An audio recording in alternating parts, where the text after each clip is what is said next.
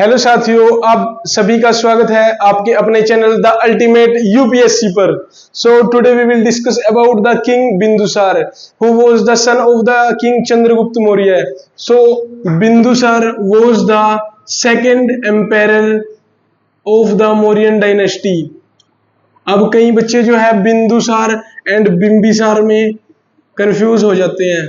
तो बिंबिसार तो हर्यक वंश का राजा था एंड बिंदुसार जो है ये तो सम्राट श्री चंद्रगुप्त मौर्य जी का पुत्र हुआ करता था। अब आती है ये क्या, चंद्रगुप्त मौर्य जी का पुत्र हुआ करता था और इसकी माता का नाम था दुर्धरा। दुर्धरा वही जिसने की चंद्रगुप्त मौर्य की जो है राजा बनने में हेल्प करी थी, उसको महल के बहुत सारे रास्ते दिखाए थे, वो धनानंद की बेटी हुआ करती थथी। अब बात आती है कि साथियों बिंदुसार जो है ना, ये अपनी लाइफ के एक बहुत ही यंग एज पर राजा बन गए थे। 298 ईसा पूर्व से लेकर 273 ईसा पूर्व तक इनका जो है शासनकाल माना जाता है। अब आती है बात कि बिंदुसार का नाम बिंदुसार किस अभिलेख में मिलता है।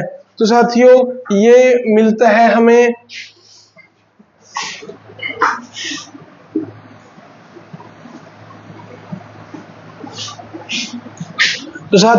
बिंदुसार का जो है बिंदुसार नेम किस अभिलेख में मिलता है? सांची के स्तूप में। सांची के स्तूप में जो वहां पर अभिलेख पाए जाते हैं, स्तूप मतलब अभिलेख होता है, जैसे पहले टाइम में पेज या कागज वगैरह नहीं हुआ करते थे। सो पहले जो है पत्थरों को खोद कर उनके ऊपर लिखवाया करते थे, उनको जो है शिलालेख, अभिलेख, पांडुलिपियां, हस्तलेख ये इनको बोला जाता था। तो अब आता है कि बिंदुसार का जो है एक और नाम था जिसको कहते हैं अमित्रघात। अमित्रघात, अमित्रघात का अर्थ होता है अपने शत्रुओं का नाश कर देने वाला, शत्रुओं का अपने विनाश कर देने वाला।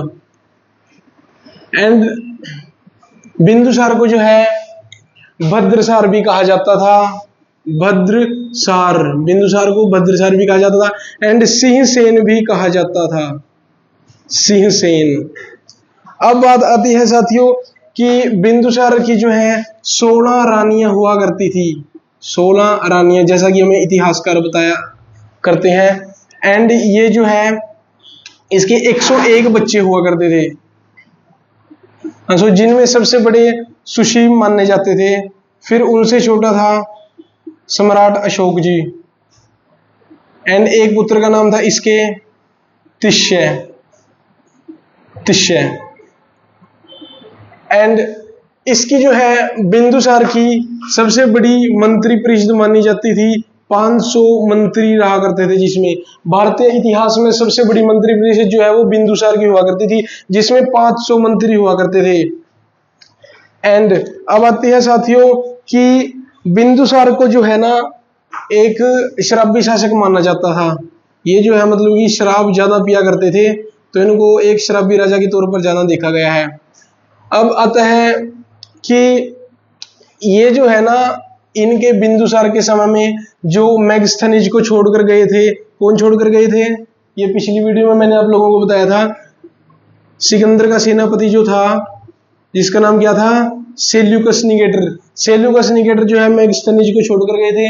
मेगस्थनीज ने इंडिका पुस्तक लिखी थी जिसमें जो है इन्होंने मौर्यन एम्पायर के बारे में बताया था। एंड इनके समय में जो है ना बिंदुसार के समय में मेगस्थनीज की मृत्यु हो गई थी। तो अब जो है इनके दरबार में एक और राजदूत आए थे जिसका नाम था डायनेमेकस। डायनेमेकस। एंड डायनेमेकस जो है कहां से आए थे? ये आए थे सीरिया से। तो मतलब बिंदुसार जो है वो एक ऐसा राजा था जो कि अपने फॉरेन रिलेशंस को जो है अच्छे से मेंटेन किया करता था एंड एक डिप्लोमेसी उसको भी आती थी, डिप्लोमेटिक रिलेशंस को मेंटेन किया करता था। क्योंकि कुछ भी है भाई था तो ये चंद्रगुप्त मौर्य जी का ही पुत्र ना, सो वही उनके गुण जो है बहुत सारे इसमें भी थे। हालांकि वनडे एग्जाम्स में ये आता है हमारे कि बिंदुसार ने जो है अपने राज्य को बिल्कुल भी नहीं इंक्रीज किया था। इनको सिर्फ एक पिता का पुत्र और एक पुत्र का पिता बताया जाता है।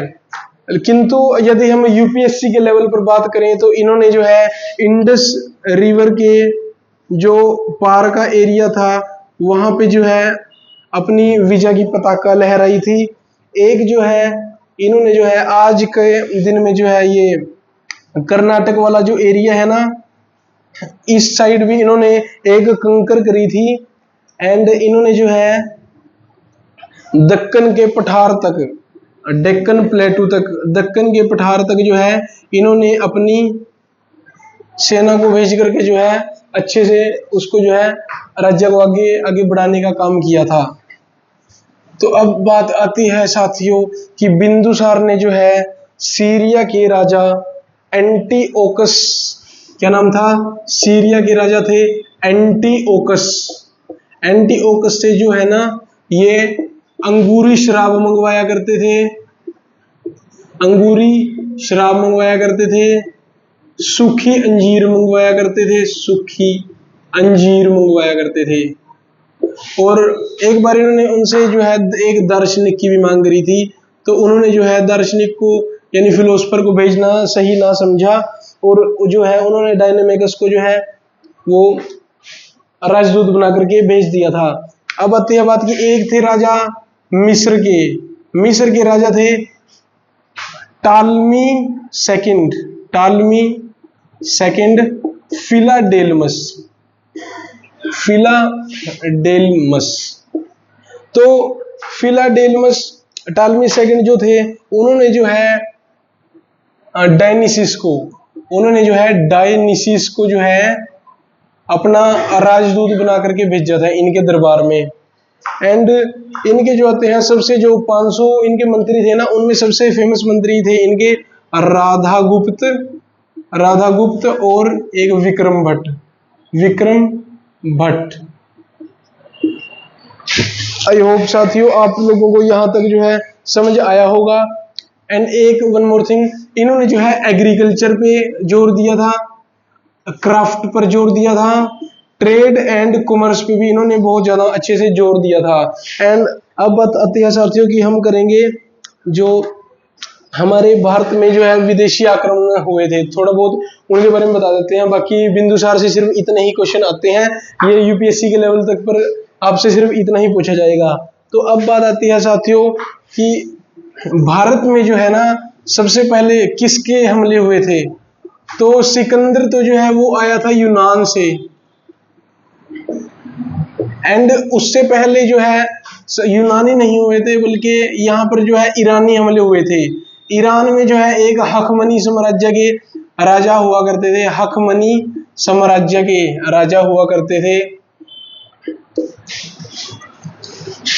जिनका नाम क्या था, उनका नाम था राजा साइरस, राजा साइरस।